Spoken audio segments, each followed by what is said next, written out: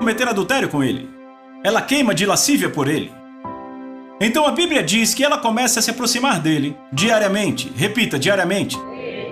Não uma vez. Não 2 vezes, todo dia. Agora, ela se veste com o melhor e usa o melhor perfume. E tem um espírito sedutor até a bola do olho. Entendem? Todo dia ela vai a ele, não, eu não vou pecar contra o meu Deus. Eu amo o temor por Deus desse homem.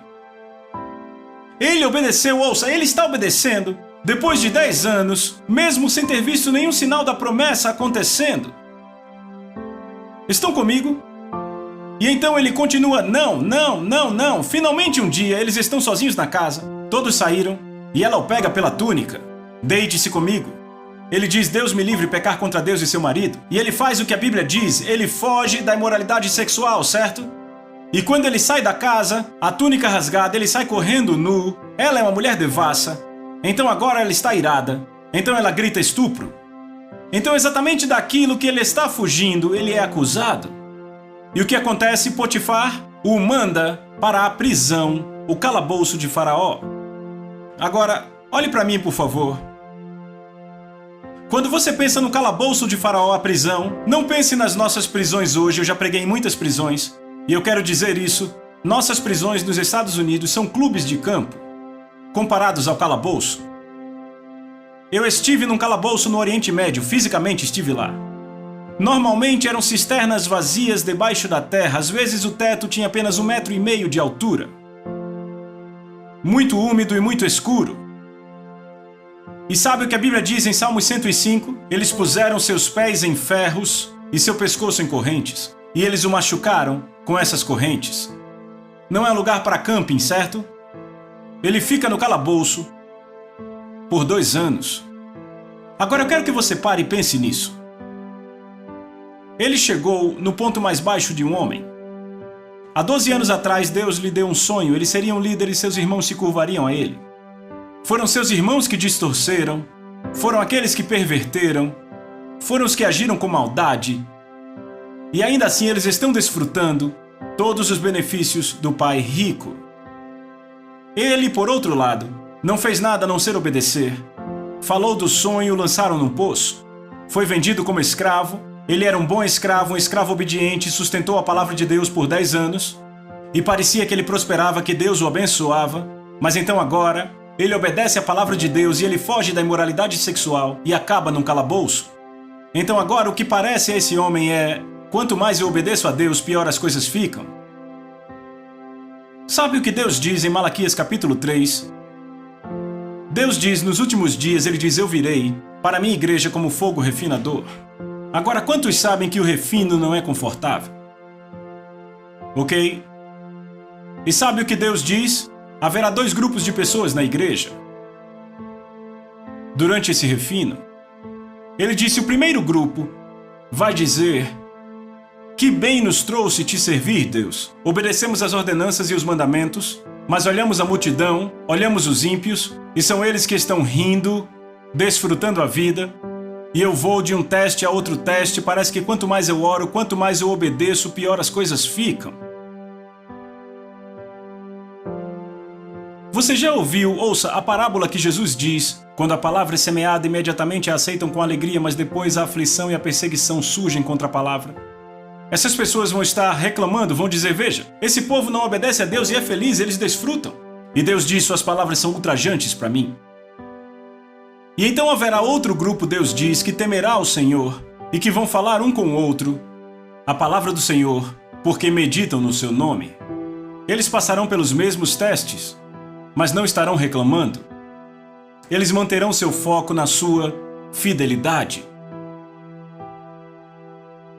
Sabe, Davi faz uma declaração. Davi diz, alimente-se da fidelidade dele. Eu já passei por algumas coisas na minha vida e eu vou dizer a vocês, aquilo pelo que passei foi tão severo, que ficar nas promessas que ele fez para mim já não me alimentava mais. Eu tive que, ouça, me alimentar da fidelidade dele. Eu me lembro de sentar e dizer, Deus, você é fiel, e aquilo passava a me alimentar. Veja, você acha que Abraão conseguia citar a promessa quando ele andava por 3 dias indo matar a promessa? Abraão só tinha uma escolha: se alimentar da sua fidelidade. Veja, Davi aprendeu isso. Estão comigo? Então aqui está José no calabouço. Você imagina o que passou pela mente daquele homem? Você imagina os pensamentos com os quais ele dormia? Deus, tudo que eu fiz foi te obedecer, e quanto mais te obedeço, pior fica. Vejo meus irmãos. Eles são os maus e ainda assim desfrutam das suas bênçãos.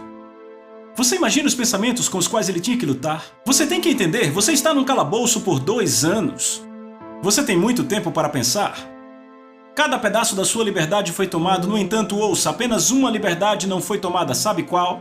Sua habilidade de responder corretamente. Não ficar ofendido. Estão comigo? Amigos, deixa eu dizer isso. José poderia facilmente ter aceito os pensamentos de o que seria. E se eu não tivesse esses irmãos maus? E se eu não tivesse contado o sonho? Sabe, eu passo por isso o tempo todo. As pessoas dizem, sabe, a vida teria sido muito melhor para mim se meu ex-marido não tivesse feito isso. Se meus pais fossem normais, eu não teria os problemas na família que tenho. Se o meu pastor tivesse reconhecido os meus dons, eu não teria passado por esses problemas. Se o meu pastor tivesse me reconhecido, eu estaria muito melhor hoje.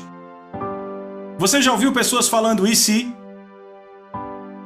Posso dizer algo? Ouça o que eu vou dizer. Ninguém, nenhum homem, nenhuma mulher, nenhuma criança, nenhum diabo pode tirar você da vontade de Deus.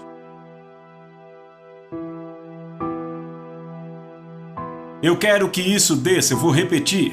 Nenhum homem, nenhuma mulher, nenhuma criança te tira da vontade de Deus.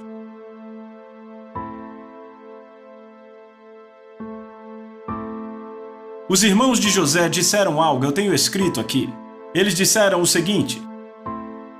Fizeram a declaração dizendo: agora venham, vamos matá-lo e lançá-lo em algum poço e veremos o que será dos seus sonhos. Isso é Gênesis 37:20. Foi o que disseram. Vamos destruir o chamado na vida dele. Ninguém destrói o chamado de Deus. Só uma pessoa pode fazê-lo. Todos, pegue o seu dedo e aponte para você. Você é o único que pode destruir o chamado de Deus em sua vida. Os filhos de Israel foram chamados para ir herdar a terra prometida. Eles ficaram reclamando por 1 ano. E foi a vontade de Deus que eles ficassem no deserto por 1 ano depois de sair do Egito.